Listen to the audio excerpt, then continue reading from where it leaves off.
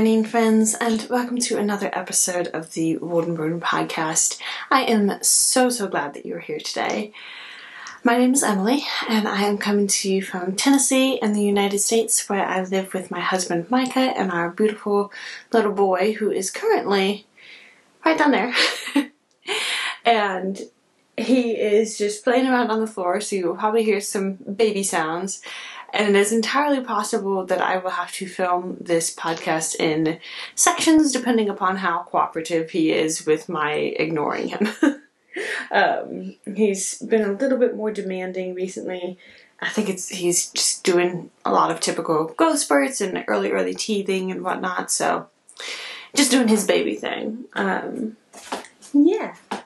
Yeah, how have you all been? How's your February been going? Today is, I believe, the 24th? Yes, the 24th of February. February has been, for the most part, pretty lovely. I can sum it up in two phrases. Sleep deprivation and glorious weather. Like I said, baby Tam has been teething, growth spurts, all that sorts of stuff, so his sleep has not been the most conducive to my sleep schedule. And we have had some of the most lovely, amazing weather that I have ever experienced in February. It has been absolutely glorious. Yesterday it got up to like 77 degrees Fahrenheit, and we've had a lot of like the mid-60s, and it has just been so nice. Baby Tam and I have been able to take walks nearly every day. And then today, right now it's back to 40 degrees Fahrenheit. It got down into the 30s overnight. Sad day. I expected it though, because I don't know if I can't recall having a February this balmy and lovely of temperatures. But yeah, so we've had a really good February. We'll talk a little bit more about maybe some different life update stuff at the end, but let's go ahead and jump down into it. I'm sorry, I keep looking down because he's down there on the floor looking up at me going, "What are you doing? Why are you talking to anyone but me?" Which is really cute but very distracting. So, today I am wearing this dress. I definitely had not finished it with the last podcast episode. This is a dress that I have made based off of the Jennifer Lauren Handmade Asteria dress. Hold that thought. What are you doing? You got stuck. Get back out of there. There you go. I have a yarn chest thing. I don't know what you would call it. He got stuck underneath of it. He's trying to learn how to crawl, and he's since he's figured out how to push with his hands, he shoves himself backwards because he can't get traction on the carpet. I think with his little like sleeper outfit, so his feet aren't bare feet, he just can't get the traction with his feet to match the amount that he's pushing with his hands. So he got stuck. Anyway, as I was saying, this is based off of the Jennifer Lauren Handmade Asteria dress. I have pretty heavily modified it, so that's why I say based off of. Pretty much the only thing that is same is the fact that it buttons on the front and that I use the pattern pieces for it, because I completely changed it. I changed the neckline. These sleeves are from a different pattern. I didn't use the skirt that was called for in the pattern. Yeah. I have very heavily modified it. Let me stand up here and see if I can show you. So it's got a gathered skirt, patch pockets, sleeves with elastic. Child. I'm going to try and hold him for a minute and see if I can continue filming for a little bit, but if not, I might have to pause already. So, hey you. Let me arrange my legs. Oh goodness. This is going to be an interesting episode. Hey! Here, you want this? Oh, you don't want to lay back. Babies, man. Here you go. He may also be a little bit tired. So, yeah, I made this dress out of some lovely, as you can tell, woodland animal fabric that I got from Joanne. This is a flannel, so it's very lovely and cozy. When I initially finished this dress, I wasn't super pleased with it. I've been toying with the idea of making kind of a separate video talking about some of the struggles that I've been going through, sewing clothes for myself postpartum. But I haven't completely... I had plans for like 3 other videos to upload in February, but you kind of gotta go with the flow with motherhood and babies. So that hasn't happened. But anyway, so yeah, when I first originally finished this dress, I wasn't super happy with it. I didn't think it was the most flattering dress for my body. But since then, I've worn it a couple of times and I've realized that it's really comfortable. It's really comfortable, and sometimes I think I have to get it out of my head that I need to always wear like the most 100% flattering of dresses, because if I don't think about it, I love it.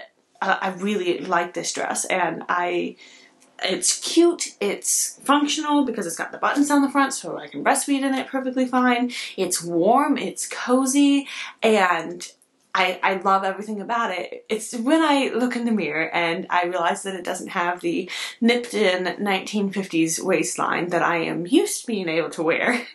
That's when I start thinking, oh, maybe it's not the most flattering dress for me.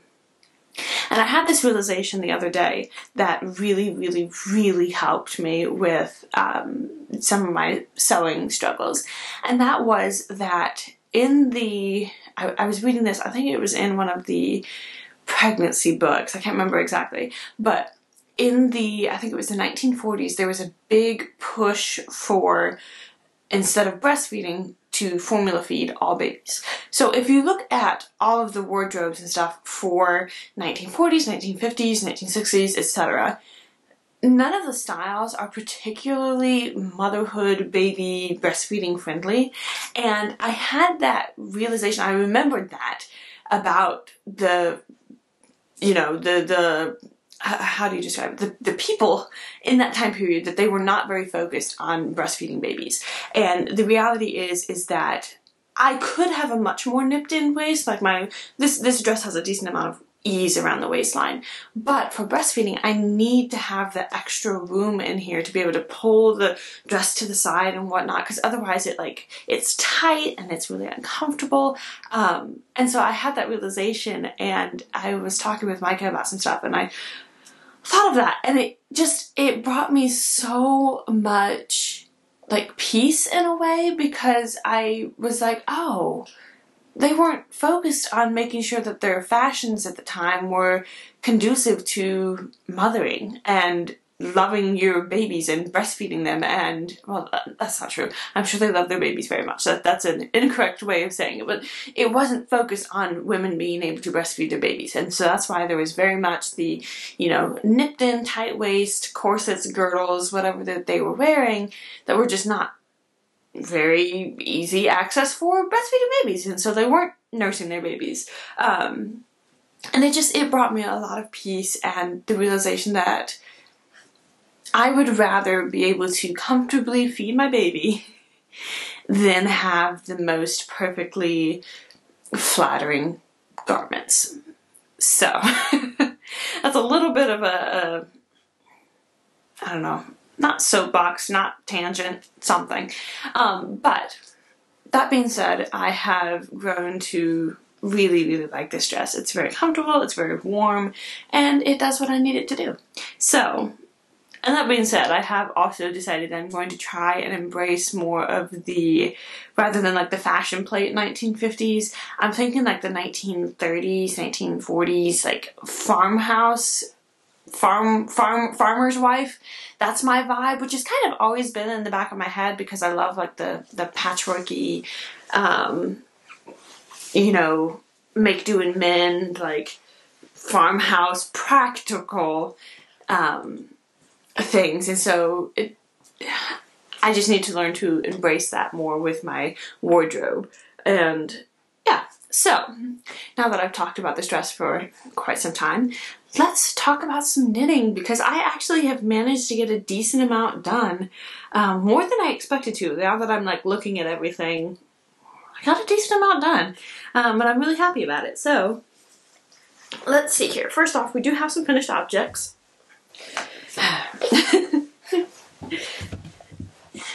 Alright, let me get him arranged here. Number one, I know I talked about these on at least the last podcast episode, if not the last two. Let me get a sip of tea here first. It's about 9:30, 9:45 in the morning, and I have not done any talking. Alright, so these are the teeny tiny baby mitts, I think is what the pattern was called. Oh, you can't really see it. And I knit these out of the Berroco Vintage Baby DK. And you can see I have those, and then I have a I-cord cord connecting the two of them. This was a very traditional thing to do back in the ye olden days, was to put a cord like this onto children's mittens and gloves so that, well, usually mittens, so that they wouldn't lose them. And so when I saw this pattern, it's a free pattern, that it called for that, I was so thrilled. It just, I don't know, it made me really happy that the pattern was doing something that was old-fashioned and so incredibly practical. I realistically will probably try and put these kind of cords on all of my kids' mittens and gloves and whatnot over the years, just because it's really smart, especially when they're like this and they're teeny tiny little baby mittens. And when we've been out walking, like, he's pulled them off a couple of times already, so it's like he very easily could have thrown them out of the stroller. But yeah, I made the second size in the pattern. I think I ought to have made them just a little bit longer to fit baby Tam's hands better, but it's fine. They stretch, and the reality is that we probably only have like 2 more months of potentially really cold weather, if that, because we're at the end of February now, so it might only be a month. It kind of depends in Tennessee. Since I've lived here, we have had it where we got a snowstorm in April, but that's not very common. Usually it's pretty springy, warm, and whatnot, and the weather forecast for the next like 10 days that you can see, it's all in like the 60s to 50s. There's a couple more days of like in the 70s, so it's very much like spring weather right now, and I am trying to mentally prepare myself for the most likely inevitable cold snap that's going to show back up. But for the most part, we're over the worst of like the really, really cold winter, because we had a really cold snap in January and a really cold snap in December. But for the most part, what's left is probably going to be fairly mild. And so I'm not too worried about making sure that these last until like next winter, because they're not going to. So they have worked perfectly for the these kind of colder days that I've needed it, when I've taken him out walking. They've been amazing, and I highly recommend this pattern. It's super easy. I knit these up on my beautiful, amazing Luca. I looked up how to pronounce that. Now I can't remember. But these gorgeous knitting needles on my double pointed needles, these were a gift from one of my lovely viewers. Thank you so much. You know who you are. And I really enjoyed working with them. It was so much fun to be able to make something for my baby using tools from that were a lovely gift. So that's that project. I also finished my you can hardly see it.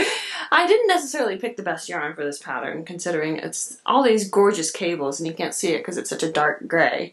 But this is the Park Day Beanie that I pattern tested for Hannah of Hannah G Knits. And I think she modified the pattern slightly after the tester feedback to include a little bit more length in the cable portion of the hat. Because at least for baby Tam, well, actually I can kind of show you how it fits because he's right here. Hold still. Hold still. His head, the way that it works, I know. So So it fits him really well, but the pattern is designed to be able to fold up the brim, and that doesn't work because this portion of the hat is a little bit too short for his head. And now, granted, between the time when I started the pattern and picked the size I was going to test and when I finished it, he went through a few growth spurts. So it was definitely not entirely the pattern. Yeah, I knit this out of the Yarn Bee Soft and Sleek Glow Pill Fiber, and I think it was the dark heathered gray or heathered gray, one of those. And we've used it. We've definitely used it. I really like the fact that with the ribbing, it really hugs to Tam's head, and it's worked really well. So, very happy with that. Highly recommend any of Hannah's patterns. As I've mentioned before, I'm a little bit of a fangirl. I love all of her patterns and her designs, and the way that she writes them is very easy to follow along. I have been very, very pleased with the ones with the projects that I have made from her patterns. And then the last one is technically also a finished project, but so I finished this second sock for my husband. This is a pair of socks that I started knitting when I was still pregnant with baby Tam. So I've been working on them for a while. And I finally finished these the other day. And I realized I don't know where the first sock is. So I have to dig around and try and find that, because I would be really, really annoyed if I lost it somewhere, which I haven't. I know it's like underneath something, or it's in my knitting basket, or it's somewhere. So I'm not too worried about it. But I got done with this and I was like, oh yay, now I can put both of the socks together. No. Yeah. It's okay. We may have to pause here. But yeah, I knit this on a my usual US size 1 or 2.25 millimeter double pointed needles, and I knit this in the Drops Fable yarn, which is like a 75-25 wool nylon blend. And it's just a basic 2x2 rib sock. You can't really see that. Hold on. I do not have sock blockers. I never block my socks, but I know for showing things on the podcast, sock blockers would be nice. But yeah, basic 2x2 ribbing, basic rounded toe. I did an Eye of the Partridge heel, and I did 1x1 ribbing for the cuff. So all that is left to do with this is what I'm going to be doing now, from now on, to all of the socks that I make for Micah, is to put the elastic thread around the inside of the cuff, because that helps with the recovery and whatnot. I did also add on this one, it's not on the first one, but I added on this one, you can kind of tell, the knit one, slip one, you can see it a little bit more from back here. The knit one, slip one that Amy of Noble Character Crafts recommended that she does for all of her socks, I popped it onto this one.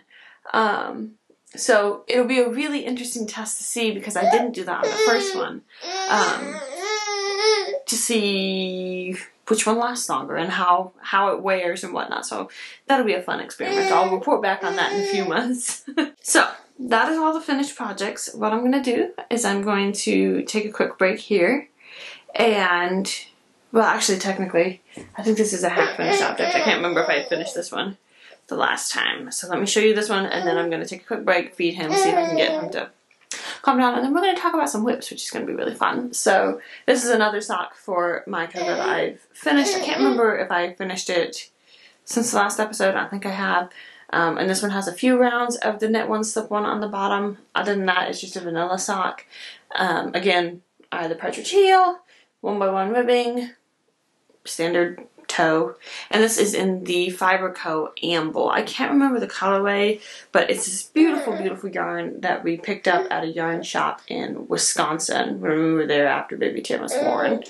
And I really, really like it. So I'm working on the second sock. We're not really going to talk about it today because it's just a cuff, so boring. But that is all of the finished objects that I have. I'm going to pause here, feed the child, and I'll be back. Okay, I have him laying down here on my lap. I have fed him a little bit. Fingers crossed he's going to cooperate with me. So, let's quickly go through some knitted projects so that I can hopefully have him cooperate for the rest of it. First off, since it's at the top of my pile, this is what we're going to talk about first.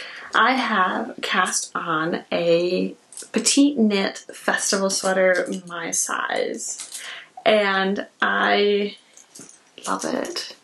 So there's the neckband, and I've done my first bobble contrast row in this gorgeous, gorgeous yarn, which I will talk about in a second. Isn't this just... I'm really happy with this. I'm loving this project. It is bringing me so much joy and happiness. I have been wanting to make this sweater for a very long time, and I've finally gotten around to doing it. I am making the large size, I believe. It seems to me that Petite knit typically puts a lot of positive ease in her patterns, and I don't need to be swamped in loads of positive ease, so I can't remember exactly the bust size. Well, I have the pattern right here. Let me see.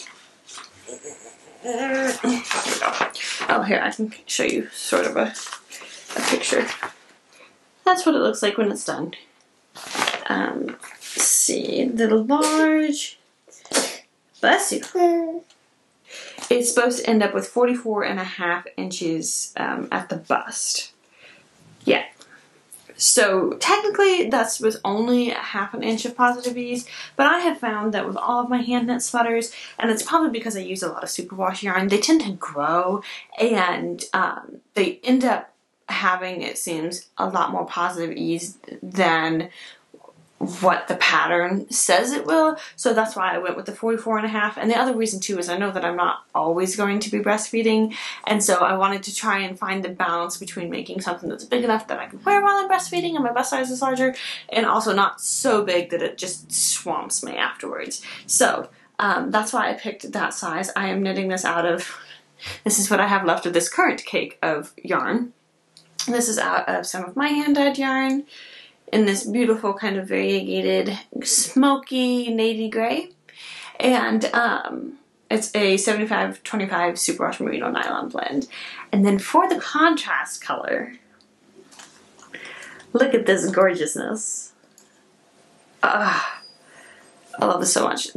Part of the reason why this project is bringing me so much joy is because of this yarn right here.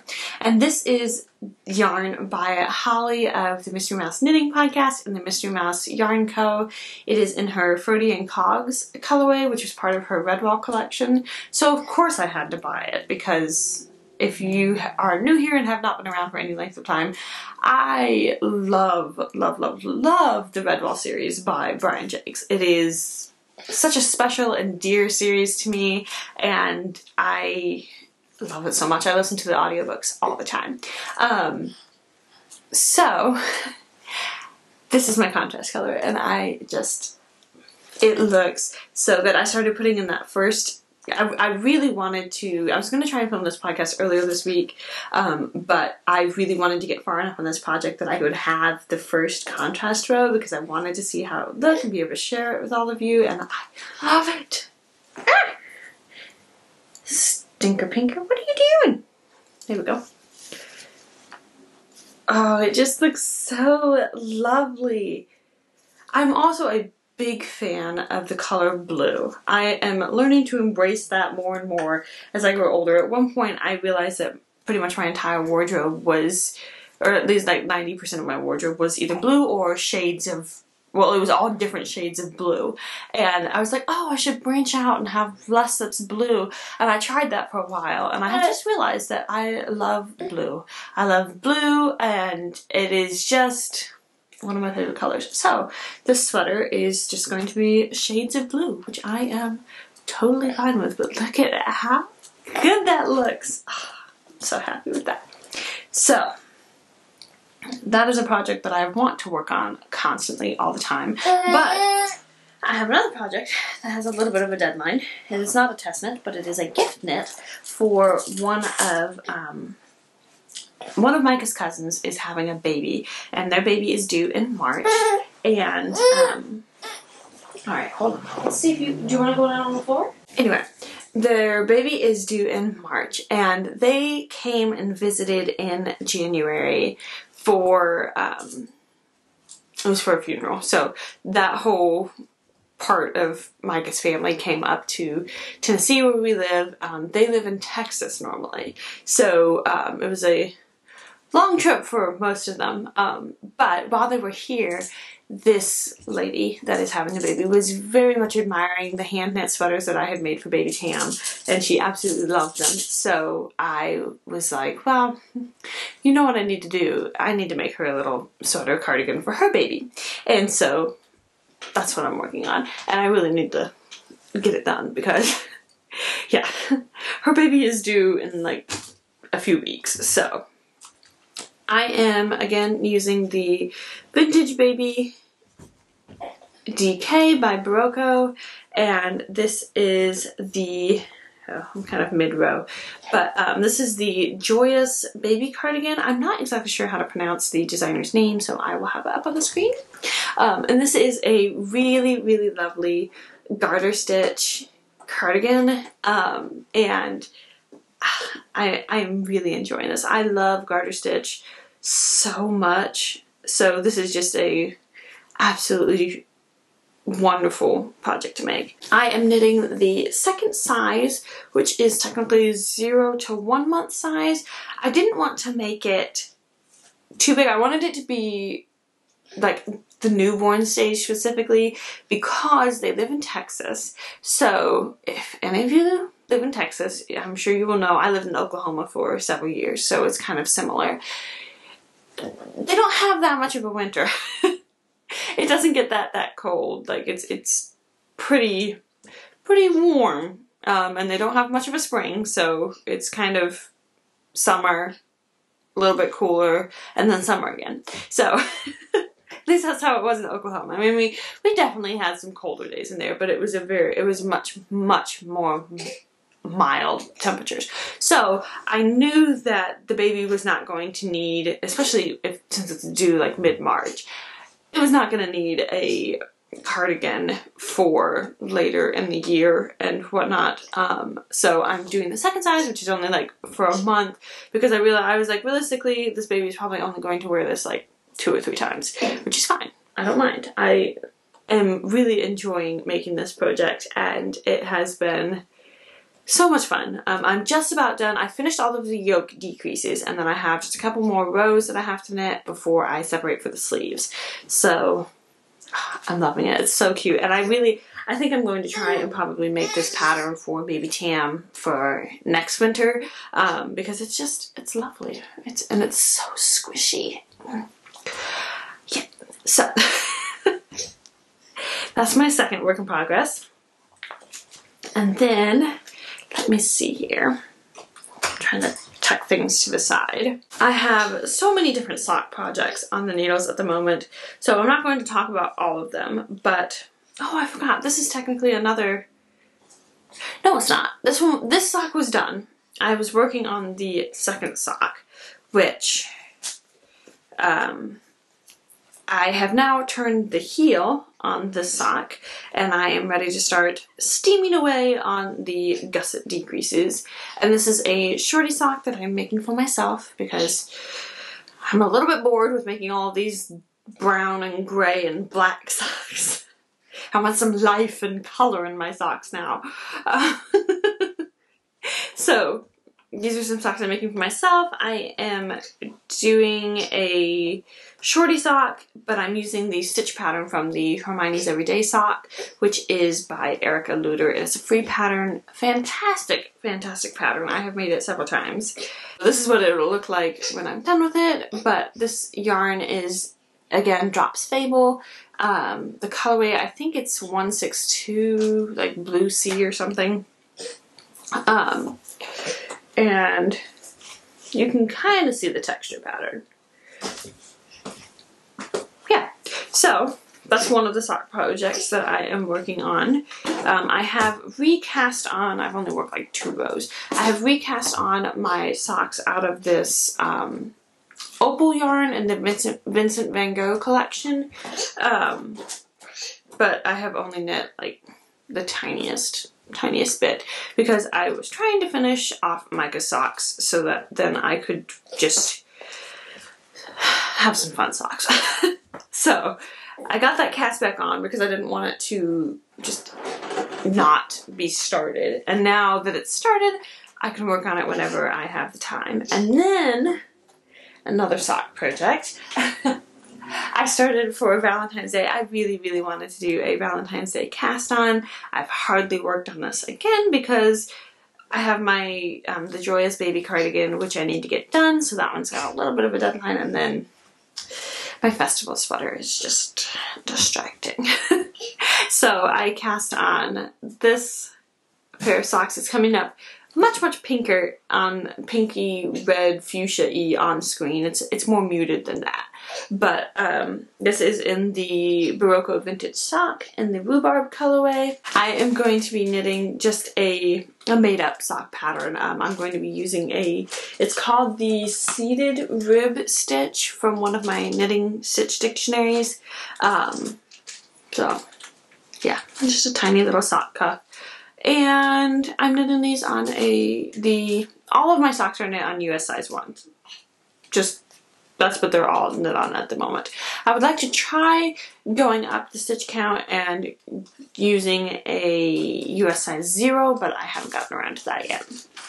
So these are actually, this is my first time using Hi Sharps, and I really like them. They're sharp, and I appreciate that. So there's that one. And then he's found like a Ziploc bag, and so he's over there like flailing it around. And it's a big Ziploc bag, and it's not open, so he can't put it over his head or anything. He's fine. Anyway, so the last project, I think this is the last project to show you, is my Tanya sweater by Caitlin Hunter. And I have been knitting on this off and on. I'm in the spot in the pattern where you're just knitting a bunch of stockinette because it's knit bottom up. So I've gotten through the hard part of all the lace, and I am into the stockinette portion of the body. And then at some point, I think you start doing some decreases and shaping and splitting for the front and back. And I don't know, I haven't gotten there yet. So I have worked on this off and on. I am knitting this out of the Fleece Artist Tree Wool. I got it in a knit crate several years ago, and I only had 2 skeins of it. And so I was looking at this and I was like, I don't know if I'm going to have enough to finish this project. So I contacted a couple of people on Ravelry, so I highly recommend it that you do that. I had a really pleasant experience. People were very, very nice about either saying, oh God, my gosh, I'm so sorry this isn't in my stash anymore, I've been meaning to update this, or you know, like how much it was and whatnot. So I contacted this one lady, and she is very, very lovely, and she was willing to sell me a couple skeins of her yarn. So I told her, let me get a little bit further on the project so I can find out whether I need 1 or 2 skeins, because I really, really, really do not want to finish this project and then have a whole random skein left. Like, no thank you. My goal with making this project was to get that yarn out of my stash, to get rid of it. So that is that. I think that is all of the... I love this so much. I think that's all of the projects that I have. I have a couple of blanket projects, but I haven't really worked on them too much. I have a blanket that I am knitting for baby Tam, and then I have my patchwork square blanket that I am knitting for myself. And those are just kind of I want something that doesn't require a lot of mental energy sort of projects. Or I've been using baby Tam's blanket as my on the go. If I'm waiting for my Walmart pickup or something, I'll take that because it's just garter stitch. So it's just miles and miles and miles of garter stitch. I will say I did forget to mention one thing about this yarn that I am using. Oh my goodness, it's all wound up. That I'm using for the festival sweater. This is actually a fingering weight yarn, and I'm just holding it double, which is honestly, love doing that. I really want to make the Ankers sweater by Petite Knit. That's what the pattern calls for, is fingering weight yarn held double. It just gives such a squishy, squidgy, lovely feel to it. So I love it so much. I just want to sit here and work on it. And I need to work on the other cardigan. And I love this neckline, like it's so lovely and squishy. And I knit this on my my size 12, my 12-inch cord knitting needles. And it was really, really nice. I really enjoyed it because I was able to just work it in the round. So lovely. I had to get used to, do I have them over here? I do.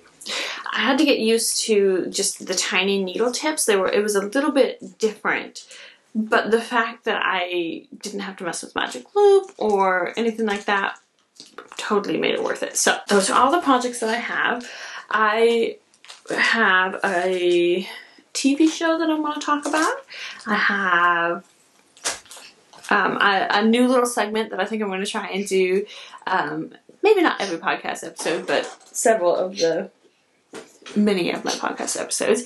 And then, let me think. Sewing wise, let's do a really quick sewing chit chat. I am working on another one of these dresses in this beautiful, is there a way I can show this to you? In this lovely flannel that's all like books and tea. And here's kind of, I have first sleeve attached, and I have everything pinned up or I was working on pinning up the second sleeve, so it's kind of hard to show it to you because it's just kind of all in pieces, but I'm working on that. I have cut out the new bodice for this dress. I'm going to be doing the Jennifer Lauren Handmade Felicity dress. It's one that I've worn in several of my episodes where I put the snaps of the shoulders so that I can have nursing access. So I have that cut out and started, and I'm working on that. So those are my two current sewing projects. I'm really excited. They're so springy colored. It's going to be lovely. So he's doing great. That's what I have as far as sewing. Yeah, so let's go ahead and talk about what I'm watching and books, and then we'll do a life update at the end. I was watching Holly of Mystery Mouse Knitting, her most recent podcast episode, which I will link down below. Highly recommend her podcast. Absolutely love it. Very much makes my day when I see that she's uploaded a new episode. She seems like one of the most lovely people, and she's like part of this. I'm kind of starting to like collect this little group in my head. This little group of like YouTube knitting podcast moms that I just love so, so much. And I wish that I could live like in a neighborhood where they just lived in all the streets along the houses. Or in the houses. Oh my gosh, I messed up. Totally up, where they live in all the houses along the street, so I can just like pop by at their house for a cup of tea and a chat, and we can like knit together and whatnot. So I have like this little group that I am collecting together in my head of my imaginary knitting friend neighborhood. And Holly is one of those. If you're curious, the other one is Stephanie of the Texas Peach Knits, and Devin Ventry of Knitting McPearly, and then there's a couple other ones, but those are my like American knitting mom people that I would love to have in my real life friends. Anyway, so I was watching Holly's most recent podcast episode, and she was talking about and sharing her yarn collection that should be going live tomorrow, Saturday the 25th, I believe. So probably by the time you see this episode, it will either be available or very shortly be available, depending upon when I can get this edited and uploaded. And her new yarn collection is inspired by the TV series Murder, She Wrote. And I had never really paid too much attention to that TV show.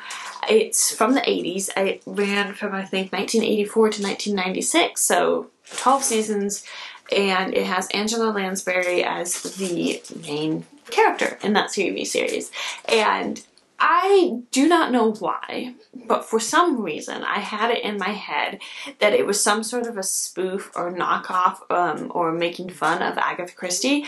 I have no idea why this was in my head. I don't know if it was something where somebody compared it to Agatha Christie and I read it wrong or something, so I've completely ignored it for years. So then Holly was talking about it and I was like, you know, maybe I should give it a try. And then Holly mentioned in a comment that she was replying back to my comment that it was available on it used to be IMDb TV, but they changed it to Freevee, which just, I don't know, it sounds weird to me, on Amazon, which you can watch TV shows and movies, but they have ads throughout the middle of it. So kind of like the old-fashioned like commercial breaks. And so she mentioned that it was available on there. And so I was like, you know what? I'm just going to give it a try. If Holly likes it, it's probably something that I would like as well, because that's part of the reason why I appreciate Holly so much, is because she just seems to have very, very similar tastes to me. And so I was like, you know, I'm going to give it a shot. We'll see how it works. Worst case scenario, I hate it and I never have to mention it again. Long story short, I love it. I love it so much. It is so much fun. It's so wholesome and lovely, and Jessica Fletcher, which is the main character, is amazing. I told Mike, I was like, I want to be her. This is who I want to be now. She's just such a classy, elegant older lady, and yeah, I've watched like 15 episodes in the last week. I really like it. So, and the other really, really nice thing is that I was talking about it and my husband was like, yeah, I watched a few episodes of that several years ago. If I'd thought about it, I would have recommended it to you because it's right up your alley. It's exactly the sort of thing that you would love. And so the thing is that Mike and I have very different tastes when it comes to sort of books and TV shows and movies and whatnot. There's definitely some overlap, but I tend to really, it's something that has become very, very important to me in more recent years, that I am very cautious about the sorts of things that I read or watch, because I think that I was not as careful as I ought to have been in previous years, and that it kind of impacted me mentally, emotionally. And I classify myself as a highly sensitive person, which, if you haven't heard of that, just Google it. There's a lot of great information about that online. But it just basically means that I very much feel the things that like other people feel. I very much, like, my emotions and stuff will start to reflect what the people that I'm around. So if people are angry or upset, like, I'm very much like a room reader.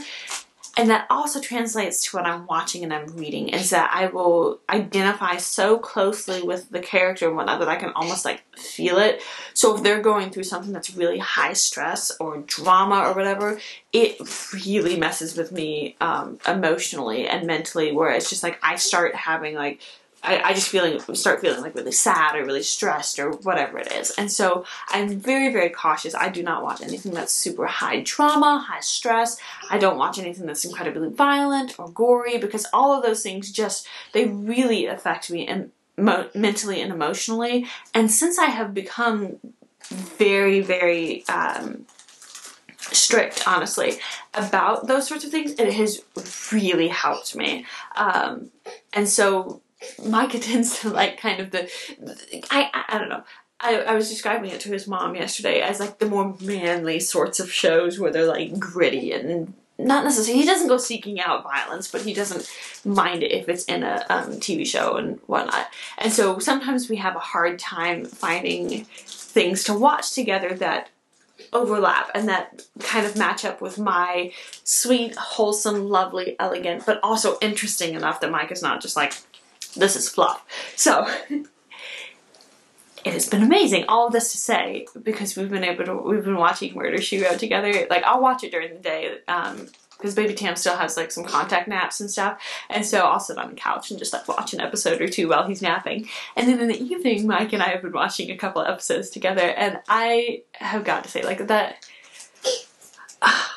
it makes me so happy. Like, we have both just been so enjoying it, and it's just lovely. It's so amazing. I am very excited for Holly's Murder, She Wrote collection, yarn collection to come out. I really wish that I could buy... What? That I could afford to get a whole sweaters quantity of her Jessica Fletcher colorway, because it looks amazing. But I'm probably going to try and get some of it to use as a contrast color in something. But highly, highly, highly recommend that. Which leads me to... Hey! What's the matter? Do you want to come here? Do you want me to hold you? Where's your patsy? Okay. Hold up. I'm going to try and pick them up and see. I'm so close to being done. So one of the colorways that Holly is making is called Everyone's in Murder, She Wrote. And she explained that it's kind of their inside joke where if anybody ever looks familiar, they're like, oh, they're probably in Murder, She Wrote. And so she's not wrong. There have been so many actors and actresses that I have recognized in Murder, She Wrote from other movies, series, whatever. It's pretty funny. In one of the episodes, Jessica Fletcher is on a boat, and they're on like a cruise. And so the ship's captain, the guy that played him, looked so familiar. And I was just like, who on earth is this guy? Like, he looks really, really, really familiar. And so I looked it up and found out that he's actually the main character in one of my favorite movies from the 50s, which was like 30 years before Murder, She Wrote was airing. And so he was quite a bit younger in the movie, and so that's why I couldn't place him, because he just had like white hair and whatnot in the Murder, She Wrote. And it was so funny. I could not believe it at first, but that made me realize that I want to have a new segment of my podcast where it's just kind of wholesome media. And I haven't completely decided on whether or not that's going to be the specific name I have for the segment. But basically where I can recommend either books or movies or TV shows that I find to be really, really wholesome, family friendly. And just really good media that I have personally really enjoyed. And yeah, so I was thinking that would be a really fun segment to have. Holly has her mouse book of the week, and Stephanie of Texas Peach Knits has her Frugal Finds segment. So I was like, you know what? This will be my version of that. I'm going to have a wholesome media section. Because today's world is filled with so much that is crude and crass and undignified and, sometimes often downright disgusting. So I think that it is lovely to be able to kind of showcase or talk about wholesome things that, exemplify the old-fashioned values of like kindness and dignity and elegance and, yeah, just those sorts of things. So, the movie that I'm going to recommend for my wholesome media of this week is Tammy and the Bachelor, which was made in the 1950s. I can't remember exactly what year. And it stars Debbie Reynolds, and I believe it's Leslie Nielsen. I think that's the actor's name. And this is a movie that I found. It was on YouTube at one point, the whole movie. It's no longer on there. But you can watch the trailer. I'll link the trailer for it down below. It's a very, very sweet, kind of your classic, like, 1950s sweet sort of a movie. It's about this young girl. She's orphaned. She lives with her grandfather. They live on a houseboat in like a swamp. And one day they end up, her grandfather is, I can't remember exactly. He does a lot of like salvaging, if there's like wrecks and whatnot. And, so one day Tammy, who is Debbie Reynolds plays Tammy. Tammy and her grandfather go out on their boat to see if there's any salvage from, I believe it was an airplane crash. And they find a man that is unconscious and has been injured in the crash. And so they take him back to their houseboat and they're nursing for him, caring for him, helping him to get well. And it turns out that he is a young man named Peter Brent, and he lives in a very nice house kind of close by to where they are in like the swamp area. And so it's this very sweet story of, I don't want to give the whole entire plot away, but something happens. Tammy's grandfather is not around for a period of time, and so Tammy, before he left, Peter Brent told Tammy's grandfather, if there's ever anything that you need, you saved my life, basically. Like, if there's ever anything that you need, let me know, and I will do whatever I can to help you. So Tammy's grandfather sends her to go, and he's just like, you're gonna have to go and stay with Peter Brent for a while. And it's really sweet and charming. Like, Tammy's character is just, she's like so old-fashioned and kind of sheltered and innocent about a lot of things, and so she thinks very like logically, not logically, what's the word? Like, it's kind of just like a cut and dry sort of a thing where somebody, at one point somebody says something about, yeah, I'm gonna take you out and we're gonna paint the town red, which, if you don't know, that was an old-fashioned term for like going partying, and Tammy thinks that he's literally talking about painting something. So it's a very, very sweet and charming movie, and I loved it. I've seen it several times. That was the thing when I realized that the captain of the ship was Peter Brent from Tammy and the Bachelor. I was just like, oh my gosh, because it reminded me of the movie because I'd completely forgotten about it. So next time I go to the library, I'm gonna get it and we watch Tammy and the Bachelor. And I believe there are like 2 or 3 follow-up movies, like sequels. I have never watched them, so I can't recommend them. I read the synopsis for them on Wikipedia and was not impressed. It sounded like almost like she breaks up with Peter and does other stuff. So I pretend that those movies don't exist and only Tammy and the Bachelor is a thing. So that's my wholesome media suggestion of the week. I highly recommend, if you like old TV, old movies. It's really sweet, charming, super family friendly. Like, you could watch it with all your kids, whatever. I really enjoyed it. So there's that. As far as reading, I finally finished reading Anne of Green Gables. I started it about this time last year, and it just took me forever. I kept putting it down and picking up other books, and I was just like, you know what, this year I am determined to finish this series. I finally finished Anne of Green Gables, and I've read like the first 2 or 3 chapters of Anne of Avonlea. I reread recently Daddy Longlegs, which is an amazing, lovely, sweet book. It could be another wholesome media recommendation, but we won't go into that today. And I discovered that my library had finally on their, I use the Libby app a lot of times for ebooks. I very much prefer reading a physical book, but with a baby, I would rather be able to read. And so since he was born, I have been reading a lot of stuff on either my Kindle or my iPad, just because that's the way that it works. And sometimes you have to make sacrifices in motherhood, and I don't really have the time to just sit down with an actual physical book and try and, keep a place and have a bookmark and sit down and with a cup of tea and drink and read my book. I just don't have time for that. So I use my Kindle.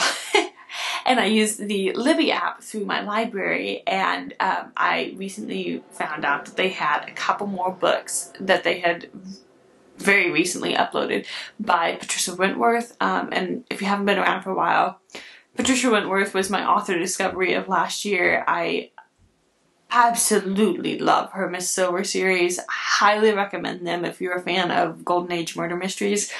Amazing. But I also found out closer to the end of last year that she wrote a bunch of other just like Golden Age sort of mysteries. They're not always murder mysteries. There can be they're like mystery / thriller. And so my library had uploaded a couple of those, so I read one of them. I can't remember off the top of my head what it was called, but I read that one, really enjoyed it. And then I've just kind of been in like a tiny bit of a reading slump. I haven't really been in the mood.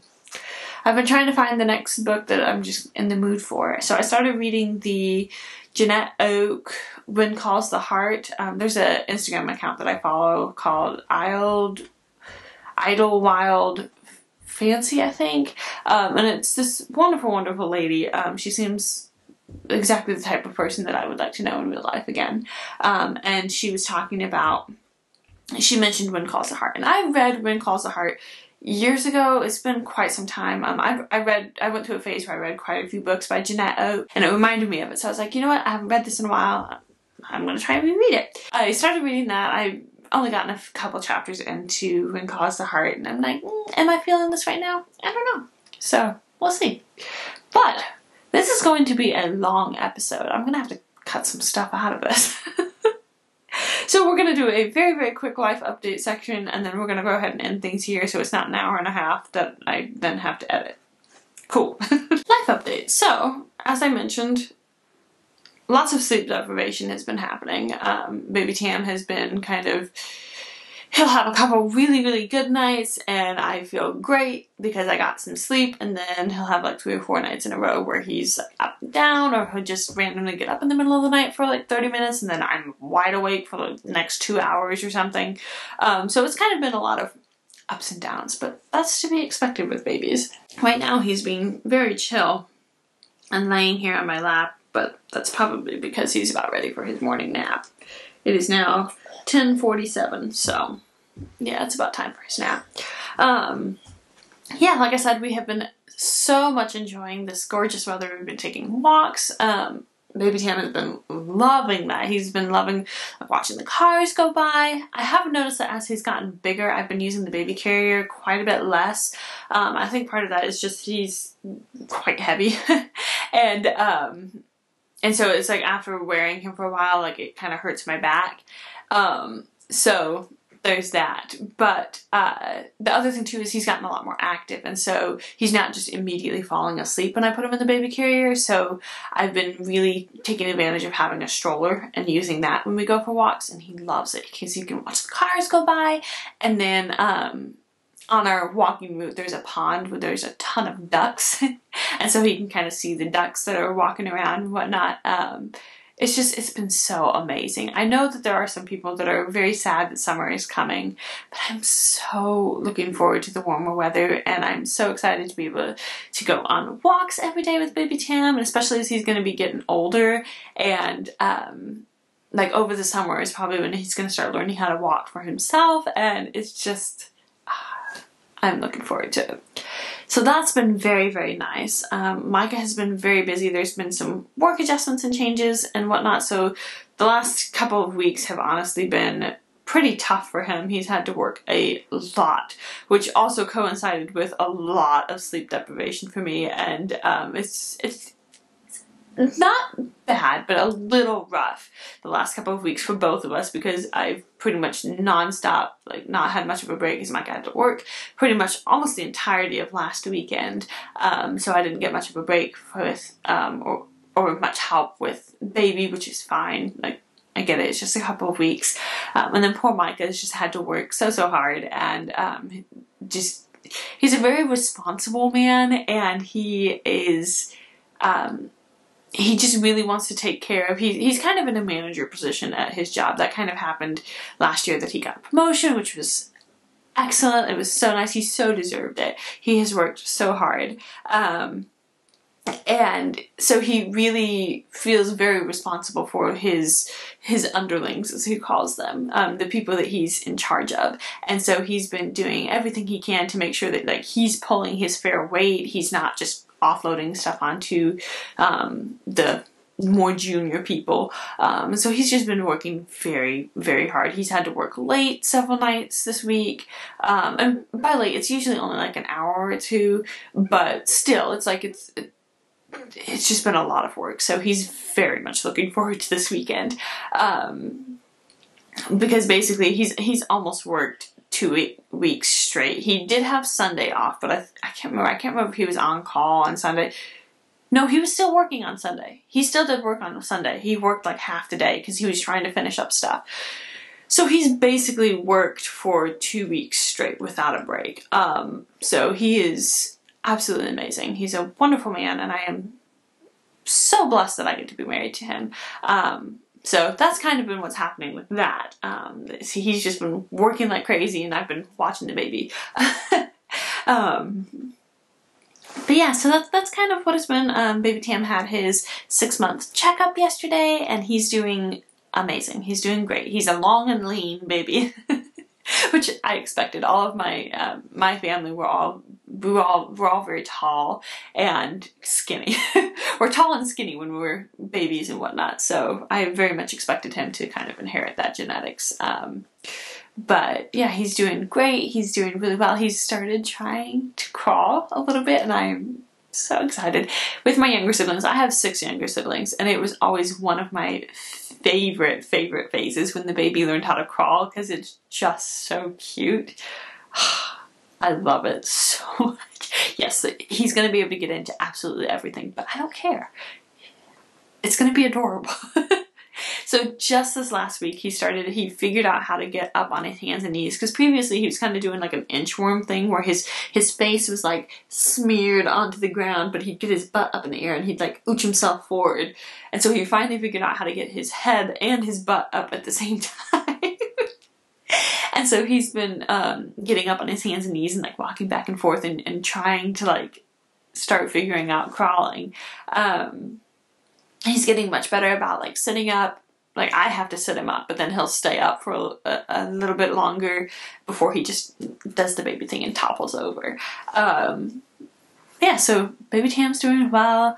Micah's doing really well. I'm doing really well. I've had some rough days. Sleep deprivation is not easy. It just isn't. My joke to Micah is like, who needs sleep? I don't need sleep. Definitely not. Because that's the thing, usually first thing in the morning when we get up, I'll get up and I'll get Micah's tea going while he gets dressed. And then he'll come downstairs and I'll just be like, hey, did you sleep okay? And he'll be like, yeah. And he'll be like, how about you? And I'm like, sleep? What's that? But it's good. I am so happy to be at this phase of my life. It's just lovely. But yeah, there's not really... I'm trying to think. I know there was some other stuff that I wanted to talk about with live updates, but I think this has gone on long enough. So if you have made it all the way through to the end, thank you. Thank you for watching my episode. I so appreciate it. Like I said, I have several other videos that I've been wanting to make. I feel like this was one thing I wanted to mention. I've really started embracing like my conservative homemaker mom. That's what I've always wanted to be, and I think that previously with some of my stuff with my podcast episode and whatnot, I was really scared and worried about being kind of open about the fact that I am a conservative Christian homemaker.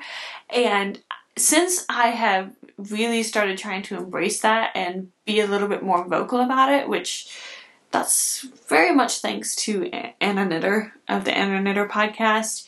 I started watching her podcast last year, and just the way that she was so open and genuine about the fact that she's Catholic and she's conservative and she believes in God and all of these things. She was just so open about it that it just really encouraged me to be more okay with that. And that's the thing that's part of why I've really started to try and seek out like knitting podcasts and stuff that are run by conservative homemaker moms. Like that's like, it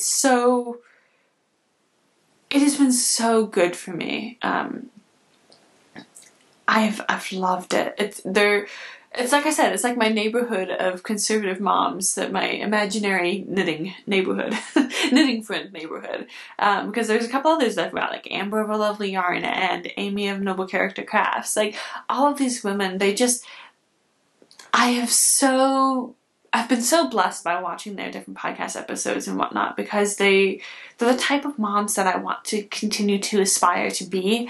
And it's just been really, really good for me. And so I feel like since I really started embracing and trying to be more open and genuine about that in my videos, this whole world of like, it's almost like I had a creative block because I was trying so hard to fit inside a box that I thought was what I ought to be making as far as videos. That as soon as I kind of got past that, I've had so many different video ideas that I want to do, like different series, and I've been wanting to make so many different videos. It's like this whole creative thing. So I'm hoping to, over the next year, to just really embrace that and just dive right into it and do my best to make all these videos and things. Yeah, so that has been very encouraging. So if you have been kind of, I don't know, afraid of embracing your conservatism and afraid of embracing your beliefs and who you are and whatnot, I highly encourage you to just jump right into it. Go for it. It's worth it. So, that being said, thank you so much for watching this podcast episode. I hope that you all have a wonderful rest of your February and that you're looking forward to spring as much as I am. Oh, I love spring so much. I hope you're all doing well, staying healthy. If you enjoyed this video, feel free to like and subscribe. And yeah, thank you for supporting my channel and leaving comments and whatnot. That was something I forgot to mention at the beginning of the episode. Again, comments. If you leave a comment and it takes me 2 weeks plus to answer back, I am so sorry.